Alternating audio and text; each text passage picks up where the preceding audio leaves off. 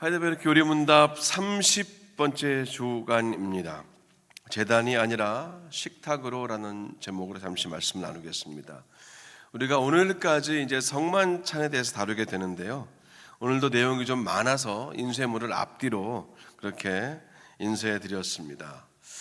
먼저 우리 80문답을 통해서는요, 이 주님의 만찬과 로마 가톨릭의 미사가 어떻게 다른지를 우리가 함께 볼 것이고, 81문답과 82문답을 통해서는 누가 성만찬에 참여할 수 있는가, 나는 성만찬에 참여할 수 있는 그런 충분한 자격을 가진 자인가, 우리 함께 좀 돌아보는 시간을 갖겠습니다. 지난 주간에는 우리가 떡과 포도주를 어떻게 이해할 것인지를 배웠습니다. 떡과 포도주 자체에, 그 자체에 너무 지나치게 관심을 두는 이 천주교의 화채설이나 아니면 또 반대로 너무 관심을 두지 않는 기념설, 이 전부 다 성경에서 치우쳐 있기 때문에 옳지 않습니다. 예수님께서 우리에게 성만찬을 제정해 주시고 우리가 그 성만찬을 나누는 이유는 성만찬의 주인이신 예수님과의 연합이 그 목적입니다. 연합이 키입니다.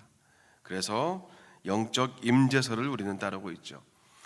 이어지는 오늘 80문답에서는요, 이 성만찬의 테이블, 그 상을 식탁으로 볼 것인가 아니면 제단으로 볼 것인가 하는 조금 더 깊은 메시지를 다루게 됩니다. 주님의 식탁을 받는 것과 주님의 몸을 제사로 드리는 것은 지금 주님이 어디에 계시는가 하는 질문과 연결되어 있어요.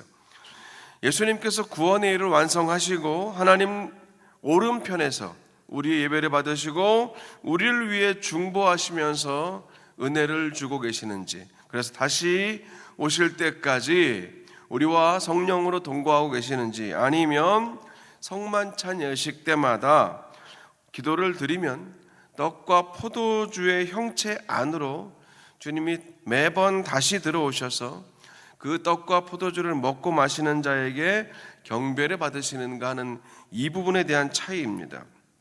물론 그것마저도 이 포도주는 일반 천주교인들은 마시지도 못하는데 말이죠. 그래서 80문답에서는 이 성만찬의 성격에 대해서 분명히 밝히면서 조금 더 강력하게 화채설을 비판합니다. 그리고 이제 그 다음에 81문답과 2문답을 통해서 그럼 우리는 어떤 태도로 앞으로 우리 일생 가운데 우리가 이 땅의 삶을 마치는 날까지 계속 반복하게 될 그 성만찬에 어떠한 마음과 태도로 참여해야 하며 또 교회의 역할은 무엇인가 하는 그 내용을 다루게 될 것입니다. 먼저 80문답을 읽겠습니다. 성만찬은 로마 가톨릭의 미사와 어떻게 다릅니까? 십자가에서 단번에 드려진 예수 그리스도의 희생을 통해서 우리의 모든 죄가 완전히 용서받았음을 선언합니다. 또한 성만찬은 성령께서 우리를 그리스도께 연합시키셨음을 선언하는데, 그리스도는 그의 참된 몸으로 하늘 아버지 우편에 계시면서 우리가 하나님을 경배하기를 원하십니다. 그러나 미사는 그리스도가 사제들에 의하여 날마다 드려지지 않는다면 신자들과 죽은 자들의 죄는 그리스도의 고난을 통해서 용서를 얻지 못한다고 가르칩니다. 또한 그리스도가 떡과 포도주의 형태 아래 몸으로 존재하셔서 그 형태로 그리스도를 경배해야 한다고 가르칩니다. 그러므로 미사는 예수 그리스도의 단번의 희생과 고난을 근본적으로 부인하는 것으로 정죄받아 마땅한 우상 숭배입니다. 네, 개혁주의 신앙을 따르는 그 전통을 따르는 우리가 갖는 이 성만찬과 로마 가톨릭에서 드리는 그 미사에서 갖는 성만찬이 어떻게 다른가? 이제 그 차이를 묻는 질문에 80답의 전반부는 이렇게 답을 하지요. 성만찬은 예수님의 십자가 희생을 통한 우리의 죄의 완전한 용서를 선언하는 것이고, 성만찬은 성령께서 우리를 그리스도와 연합시켰음을 선언하는 자리라는 겁니다. 선포와 선언의 자리이고, 그리고 예수님은 오늘도 하나님 우편에 계시면서 우리가 하나님을 경배하도록 격려하고 도우신다라고 말합니다. 이 말을 예수님께서 성만찬을 제정해 주셨던 그 당시의 식탁 문화와 그 식탁의 자리로 가서 다시 보면 이제 다음과 같이 풀어질 수 있습니다. 예수님은 제자들과 함께 유월절 만찬을 드시려고 식탁에 앉으신 다음에 이렇게 말씀하셨죠. 함께 누가복음 22장 15절을 같이 읽어보겠습니다. 이르시되 내가 고난을 받기 전에 너희와 함께 이 유월절 먹기를 원하고 원하였노라. 십자가 고난을 받으시기 전에 제자들과 함께 유월절을 마지막으로 지키시고 이제 새로운 언약인 예수님의 피, 십자가 보혈로 주어진 그 유월절의 참된 완성, 유월절의 완성을 말씀하시는 겁니다.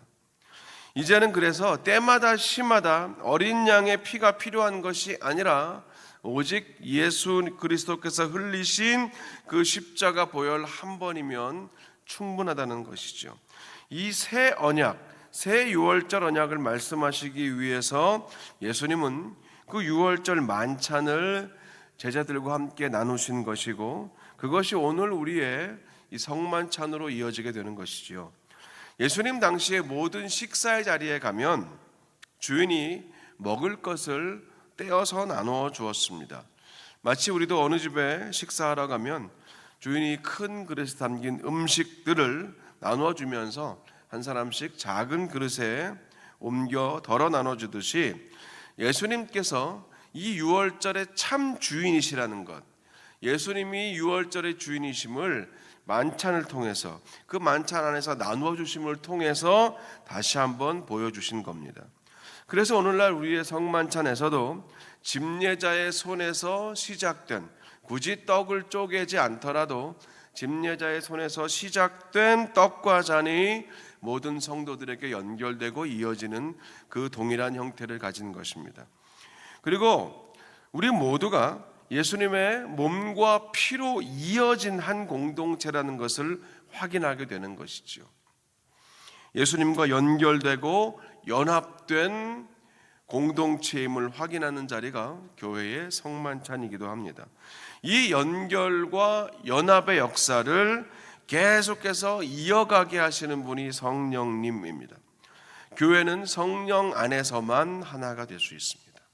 성찬상 위에서 떡과 잔을 나눌 때 성령께서 그 위에 계시고 성령 안에서 교회는 한 공동체가 되어 갑니다. 그리고 동시에 우리는 이 성만찬을 통해서 장차 다시 오실 예수님이 초대하시는 그 어린 양의 혼인잔치, 앞서 부른 찬송에도 사절 가사가 있었지만 그 어린 양의 혼인잔치에 참여하는 것까지 기대하게 됩니다. 성만찬은 그래서 궁극적으로 다시 오실 주님의 그 어린 양의 혼인잔치까지 연결되어 있다는 것을 우리가 기억해야 하는 것이죠. 그 기대와 소망이 이루어지기까지, 즉 예수님이 다시 이 땅에 재림하시기까지 예수님은 하나님 보좌 우편에 앉아 계시면서 하나님을 향한 우리의 시선과 삶의 방향이 흐트러지지 않게 하십니다. 그래서 우리의 중보자로 계시는 겁니다. 이게 바로 우리가 성만찬을 통해서 느끼고 깨닫고 또 바라고 기대하는 바입니다. 근데 로마 가톨릭의 미사는 다르다는 거죠. 하이델베르크 요리문답은 아주 단호하게 로마 가톨릭의 미사는 우상 숭배라고 선을 긋습니다. 제1문답부터 우리가 계속 이어지면서 종종 중간중간에 이 로마 가톨릭과의 선을 확실하게 긋는 것을 보지 않습니까? 이제 그도 그럴 것이 이 종교개혁부터 이어지는 개혁주의 신앙이 어디로부터의 개혁인가, 무엇으로부터의 개혁인가 하는 것을 늘 잊지 않아야 하기 때문입니다. 오늘 80문답이 거론하는 지금 천주교의 미사는 여러 가지 의미를 가진 단어입니다. 지금은 천주교가 드리는 예배를 우리가 그냥 통틀어 미사라고 부르는데 원래 미사는 라틴어의 의미로 보면 끝났다라는 뜻입니다. 미사는 끝났다라는 의미예요. 고대 교회에서는요, 예배가 끝나면 어린아이들이나 기초 요리 문답반에 있는 그 초신자들은 예배당 밖으로 다 나가고 남아있는 사람들만 성만찬을 시행했습니다. 그때 그 신부가 하는 멘트가 이때 미사 에스트, 끝났습니다. 돌아가십시오. 이때 미사 에스트라고 그렇게 합니다. 그래서 이 미사라는 말 자체는 끝났다, 별 의미가 없지만 사실 미사라는 이름으로 드려지는 의식이 이제 문제고 다른 차원인 것이죠. 지난주에 자세하게 말씀드렸듯이 이 미사에서는 신부가 떡과 포도주를 높이 들고서 축성, 즉 거룩한 축복을 하면 즉시로 그 떡과 포도주가 예수님의 실제 살과 피로 바뀐다고 믿습니다. 그리고 신부가 그 살과 피를 하나님께 드려야 참석하는 사람들이 죄 사함을 받는다고 그렇게 가르쳐 오지요. 우리가 이런 부분을 보면 뭐 어떠냐, 종교적인 의식일 뿐인데 라고 그냥 지나칠 수 있지만 그러면 안 됩니다. 왜냐하면 행위가 믿음보다 앞서 있기 때문에 그렇죠. 전주교의 미사, 특별히 그 전주교의 성만찬은 행위가 믿음보다 앞서 있기 때문에 잘못된 것입니다. 행위는 믿음의 결과로 이어져야 하는 것이지 행위를 통해서 믿음을 갖게 되는 것이 아니기 때문이죠. 신부의 축성을 통해서 떡과 포도주가 실제로 예수님의 살과 피로 바뀌는지 안 바뀌는지가 중요한 게 아니라 그 살과 피를 받아야 나의 죄사함이 있다는 그 행위 중심의 믿음이 문제라는 거죠. 이런 차원에서 80답에서는 사제를 통해서 드리는 미사의 성만찬이 매일 있어야 매일의 죄사함을 받고 용서를 받는다는 그 주장은 잘못된 것이라고 정확히 오늘 말하고 있는 겁니다. 떡과 포도주로 예수님을 기억하고 예수님의 은혜를 상징하는 것은 너무 좋으나 실제로 그 행위 자체에 우리의 믿음을 투사하고 투영하면 마치 그 떡과 포도주를 예수님인 양 경배하게 되고 그 떡과 포도주 자체를 너무 소중히 다루는 큰 오류를 범하게 된다는 겁니다. 그래서 오늘 하이델베르크 의리문답 80답에서는 미사를 우상 숭배라고 말한 겁니다. 예수님이 십자가 위에서 드리신 그 영단번의 희생 제사로 이미 우리에게 필요한 모든 희생 제사는 끝이 났고 그 십자가 은총을 믿기만 하면 이제부터는 죄 사함을 얻기 위해 우리가 믿는 게 아니라는 거죠. 우리의 삶은 죄 사함을 얻기 위해 믿는 게 아니라 죄 사함을 받은 자답게 더 잘 믿기 위해서 그렇게 사는 일만 남았다는 겁니다. 그게 우리의 기준이기 때문에 그렇습니다. 우상 숭배라는 것은 피조물, 그 어떤 것이든 하나님 아닌 다른 것들을 창조물의 자리에 두는 것이 우상 숭배인데, 이 피조물인 그 떡과 빵과 포도주를 높이 들고 이것이 예수님이다 라고 말하는 그 자체가 사실은 우상 숭배가 될 수 있다고 80답은 말하는 겁니다. 이제 이어서 81문답으로 가보겠습니다. 성만찬에는 누가 참여할 수 있습니까? 자신의 죄를 인식하고 자신을 불만스럽게 여기고 그럼에도 불구하고 자신의 죄가 용서되었으며 남아있는 연약함도 그리스도의 고난과 죽음에 의하여 가리워진다는 것을 믿는 사람, 그리고 자신의 신앙이 더욱 성장해서 거룩한 삶을 살기를 소원하는 모든 사람이 참여해야 합니다. 그러나 위선자들이나 회개하지 않은 사람은 자신들의 심판을 먹고 마시는 것이 됩니다. 네, 제가 지지난주에 이 성만찬을 처음 다룰 때요, 세 가지 기억으로 시작되는 그 핵심 단어를 말씀드렸습니다. 기억, 그리고 기념, 그리고 기대입니다. 성만찬을 우리가 생각할 때 이 세 가지를 꼭 기억해야 되는 거죠. 기억하고 기념하고 기대하는 것. 성만찬은 예수 그리스도의 구원과 생명을 기억하고 그 십자가 사랑과 은혜를 기념하며 장차 있을 어린 양의 혼인 잔치를 기대하는 자리입니다.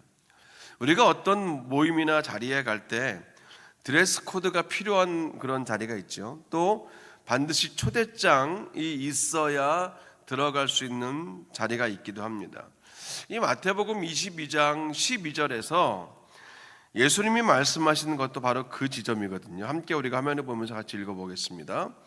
이르되 친구여 어찌하여 예복을 입지 않고 여기 들어왔느냐 하니 그가 아무 말도 못하거늘. 자, 이 마태복음 22장 12절 앞인 22장 2절에 보면 예수님께서는 천국은 마치 자기 아들을 위해서 혼인잔치를 베푼 어떤 임금과 같다라고 말씀하신 부분이 있습니다. 그런데 원어의 의미로 보면 천국이 임금이다라는 말이 아니라 천국은 혼인잔치와 같다라는 말에 더 가깝습니다. 그러면 좀 우리가 이해하기 쉬워지죠. 지금도 한국에서는 이제 결혼식이라고 하면 딱 그 결혼 예식만을 의미합니다. 예식 끝나고 식사하고 돌아가는 것.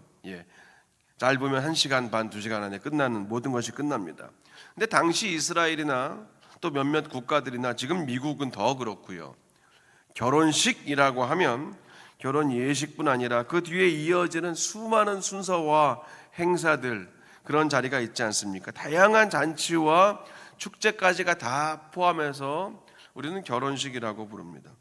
특히 예수님이 지금 비유로 말씀하신 이 천국은요, 그 중에서도 식탁의 교제를 중심으로 하는 그 잔치, 식탁의 교제를 중심으로 하는 천국 잔치에 예수님은 조금 더 집중하고 계십니다. 당시의 유월절 같은 절기에는 할례받지 않은 이방인들은 그 식탁에 함께 할 수 없었습니다. 자격이 필요했습니다. 이 구약 시대는 구원받기 위한 첫 번째 조건이 할례를 받아서 이스라엘 백성이 되는 것이었고, 이제 그 다음에 식탁의 교제를 나눌 수 있었기 때문입니다. 신약에 와서도 유대인들은 그 구원의 모습을 생각하면서 천국에 들어가서, 구원은 천국에서 하나님과 함께 식탁의 교제를 나누는 것으로도 생각했습니다. 그래서 예수님도 이 천국을 말씀하시면서 당시의 문화적인 컨텍스트 안에서 잔치의 비유를 들어주신 것이고, 실제로 요한계시록 19장에 보면 이런 식탁의 교제는 천국에서 준비되는 어린 양 예수님과의 혼인잔치로 계속해서 이어져 발전되기도 합니다. 이 혼인잔치에는 아무나 참여할 수 없고, 거룩한 예복, 즉 예수님을 믿음으로 의롭다 여김을 받고 구원받은 백성들이 입은 그 세마포로 만든 흰옷을 입어야 하죠. 예수님의 피로 죄사함 받아 깨끗해진 흰옷을 입어야 어린 양의 혼인잔치에 들어갈 수가 있는 것입니다. 이것처럼 성만찬에 참여하는데도 이 분명히 필요한 예복이 있다는 것을 80문답이 말하고 있는 거예요. 80문답이 말하는 성만찬에 참여하는 3가지 조건이 있지 않습니까? 첫 번째는 자기를 올바르게 인식하는 사람입니다. 이 자기를 올바르게 인식한다, 자기에 대한 올바른 인식은요, 근본적으로 기본적으로는 죄에 대한 인식을 말합니다. 내가 얼마나 추하고 연약하고 또 너무 더러운 죄인인지를 인식하고, 이런 자신을 늘 돌아보고 살피면서 스스로 만족하지 않는 사람, 즉 슬퍼하고 애통하는 사람, 그것이 바로 자기에 대한 성경적인 올바른 인식입니다. 반대로 말하면요, 나는 아무 문제가 없다, 나는 잘못이 없다, 그렇게까지 나는 큰 잘못을 한 적이 없다, 나는 저 세리와 같지 않다, 나는 저 사람과 같지 않다라고 여기는 사람, 이렇게 자기 자신에 대해서 성경적인 그 겸손의 시각이 아니라 왜곡된 시각으로 너무 높게 여기며 사는 그런 인식을 가진 사람은 성만찬에 참여할 수 없다는 겁니다. 이런 부족하고 부끄러운 나를 위해서 십자가 달리신 그리스도 앞에 교만한 사람은 무릎을 꿇고 경배할 수 없기 때문입니다. 두 번째는 죄사함을 믿는 사람입니다. 성만찬에 참여하는 그 두 번째 조건을 가진 사람은 죄사함을 믿는 사람입니다. 예수님의 고난과 죽음을 통해서 내 죄가 사해졌고 여전히 그럼에도 불구하고 내 안에 남아있는 죄성과 연약함들까지도 예수님의 십자가 그늘 아래 이미 전부 다 가리워졌음을, 감추어졌음을 믿는 사람이 성만찬에 참여하는 자격을 가진 사람이라는 것이죠. 우리는 용서함 받았지만 우리의 죄가 사라진 자들은 아닙니다. 죄의 용서함은 받았으나 우리의 죄는 여전히 남아있는데 그 죄가 어디로 갈 때 보이지 않고 어디로 갈 때 우리의 죄가 효력을 발휘할 수 없느냐? 십자가 그늘 아래에 들어갈 때입니다. 십자가 그늘 아래에 들어갈 때 우리의 죄는 감히 우리의 삶을 지배하지 못하고 효력을 발휘할 수 없습니다. 불어 말하면 내 죄를 해결할 수 있는 방법은 예수님밖에 없습니다. 이것을 인정하고 겸손히 성찬상 앞에 나오는 사람이 자격이 있다는 겁니다.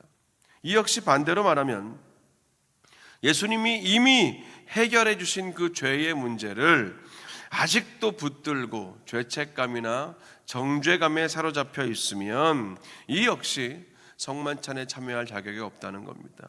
그래서 우리가 성찬을 위해서 기도할 때 다시 한번 이런 죄인인 나를 용서하신 그 죄사함의 은혜를 다시 한번 믿음으로 고백한 이후에야 성만찬의 자리로 나아가는 것과 같은 원리입니다. 세 번째, 소원을 가진 사람이 성만찬에 참여할 수 있다고 81답은 말합니다. 소원을 가진 사람, 어떤 소원이겠습니까? 이 성만찬을 통해서 내 신앙이 더욱 성장해서 한 걸음이라도 한 뼘이라도 거룩한 삶으로 더 가까이 나아가기를 소원하는 그 소원입니다. 이 기대와 소원함을 가지고 성만찬에 참여해야 한다는 것이죠. 이것도 반대로 말하면 기대도 없고 감동도 없고 느낌도 없고 아무 생각도 없이 성만찬에 참여하는 것은 근본적으로 자격 미달이라는 겁니다. 81답의 마지막에서 언급하는 위선자들과 회개하지 않은 자들이 제가 방금 말씀드린 자기 자신을 제대로 인식하지 못하고 정죄감에 묶여서 무감각한, 회개하지 못한 사람들인 겁니다. 이제 이 내용을 한 번 더 강조하는 것이 오늘 마지막 82문답이에요. 말과 행위로 불신앙과 불경건을 드러내는 사람들이 성만찬에 참여하게 해도 됩니까? 안 됩니다. 그것은 하나님의 언약을 무시하는 일이며 전 회중에게 하나님의 진노를 초래하는 일입니다. 그러므로 그리스도와 사도들의 교훈을 따라서 그리스도의 교회는 천국의 열쇠를 공적으로 사용하여 그들의 삶이 변화할 때까지는 그들을 배제시켜야 할 의무를 가집니다. 네. 사실 이 82답의 내용은 조금 불편하게 들릴 수 있습니다. 그러니까 지금의 우리 상황과 우리의 기준으로 볼 때 성만찬을 받지 못하게 한다는 것 익숙하지 않습니다. 성만찬의 자리에서 나가라고 하라는 것, 아니면 당신은 스킵해야 한다고 말하는 것 절대 쉽지 않습니다. 자연스럽지 않습니다. 물론 우리가 이 성만찬 예식을 시작할 때 믿음으로 받으십시오, 감사함으로 받으십시오 이렇게 말을 하긴 하지만 이런 분은 지금 이 시간 참여하지 말고 나갔다 들어오십시오라고 그렇게 말하지 않기 때문입니다. 칼빈이 목회할 때 있었던 일입니다. 칼빈이 제네바에서 말씀을 가르치면서 이 개혁교회를 세웠는데요, 그 교회 안에 베르텔리에라는 사람이 있었습니다. 이 사람은 회계감사원이면서 또 판사 보혜 직책을 가지고 시의회 안에서 꽤 높은 자리에 있던 사람이었습니다. 한 번은 이 베르텔리에가 심각한 알코올 중독 때문에 교회에서 징계를 받은 적이 있었습니다. 그래서 얼마 동안 성찬에 참여할 수 없게 되었어요. 이 징계, 치리에도 단계가 있지 않습니까? 근데 베르텔리에가 받은 것은 성찬 참여 금지였습니다. 근데 이 7이라는 게요, 7일을 받는 사람에게는 뭐 단순히 주차 위반해서 얼마 뭐 범칙금을 내고 티켓을 끊고 뭐 그런 정도, 위반에 대한 처벌 정도로 당사자에게는 절대로 다가오지 않는다는 겁니다. 아주 기분 나쁘고 자존심이 무척 상합니다. 그래서 원래 목적인 이 7위의 목적이 자숙인데 그 자숙의 기간에 자숙할 수가 없어요. 더 분노하고 더 증폭된 화를 키웁니다. 그래서 보통은 교회에서 7위를 하게 되면 7위를 받는 분은 사실은 그 교회를 떠나시는 경우가 많은 것을 종종 봅니다. 그런데 이 베르텔리에는 당시에 사회적으로 명망이 높았고 보는 사람들의 보는 눈도 참 많았어요. 그래서 그 자신은 이 성찬 금지를 견딜 수가 없었습니다. 받을 수가 없었어요. 자신이 속한 시의회에 가서 몰래 뒤에서 영향력을 행사했고 결국 시의회에서 칼빈을 불렀습니다. 그러면서 명령을 내려요. 다시 빨리 당장 이번 주일에 베르텔리에의 성찬 금지를 풀고 성찬을 복귀시켜라. 그렇지 않으면 너를 쫓아내겠다. 이 제네바 도시에서 쫓아내겠다고 협박을 했습니다. 이번 주일에 반드시 베르텔리에에게 성만찬을 베풀라는 거예요. 어이가 없던 칼빈은 그 주간에 주일 설교를 준비하면서 고별 설교를 준비했습니다. 복음과 또 교회의 엄연한 질서와 성경적인 방법에 의해서 정당하게 치리를 했음에도 불구하고 이런 종류의 타협은 칼빈이 감당할 수 없었기 때문이죠. 마침 그 주일의 본문이 사도행전 20장입니다. 바울이 이 에베소 장로들에게 작별의 인사를 나눈 부분이라서 그냥 개인적인 고별 설교의 의미까지 담아서 말씀을 준비했습니다. 자신과 베르텔리아의 다툼과 갈등 때문에 교회가 시끄러워지고 무엇보다 세상으로부터 믿는 이들과 믿지 않는 이들로부터 교회가 손가락질을 당해서 복음이 막히는 것, 절대로 칼빈은 용납할 수 없었습니다.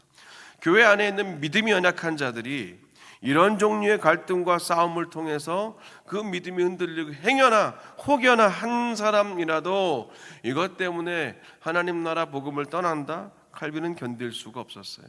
지금도 마찬가지로 그 기준이 가장 중요한 기준이기도 합니다. 자, 그래서 자신이 사임하기로 결정하고 설교를 준비한 그 주일날 시의회는 이번 주일에 베르텔리에게 성만찬을 베풀라고 했는데 하나님의 은혜로 베르텔리아가 교회에 나오지 않았어요. 그래서 성만찬을 베풀지 않아도 됐었습니다. 그렇게 의회의 명령은 지켜질 수가 없었고 칼빈은 계속해서 그 사역을 이어갔다는 겁니다. 하나님이 역사하신 거죠.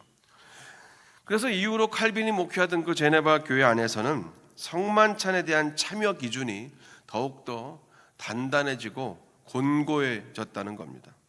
사실 이 81문답과 82문답에 나오는 성만찬에 참여하는 자격과 그에 따른 그 7위의 의무는요, 쉬운 문제는 아닙니다. 저도 지난번 목회지에서 당회와 함께 한 성도의 7위를 결정한 적이 있었습니다.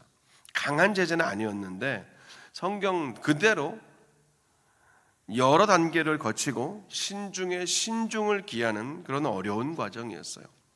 저를 대충 이제 보시면 아시겠지만 제 성격과 이 목회 리더십을 보실 때 이 7위를 한다는 게 얼마나 큰 결정이었을지 예상하실 겁니다.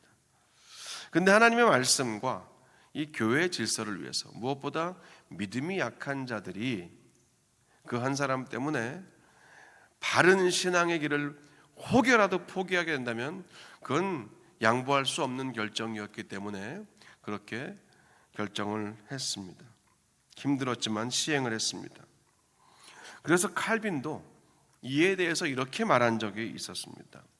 그리스도의 교회는 천국의 열쇠를 사용하여 그러한 자들이 자신의 생활을 돌이킬 때까지 제외시킬 의무가 있다라고 분명히 칼빈은 그렇게 말을 했습니다.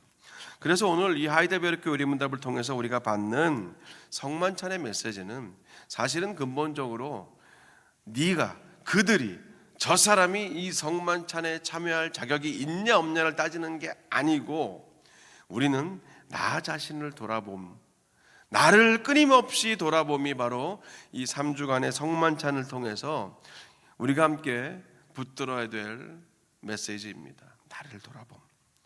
특히 81문답을 통해 확인했던 세 가지 기준이 내 삶에서 어떻게 적용이 되고 있는가, 나는 그 기준에 맞게 살고 있는가 늘 돌아봐야 한다는 거지요.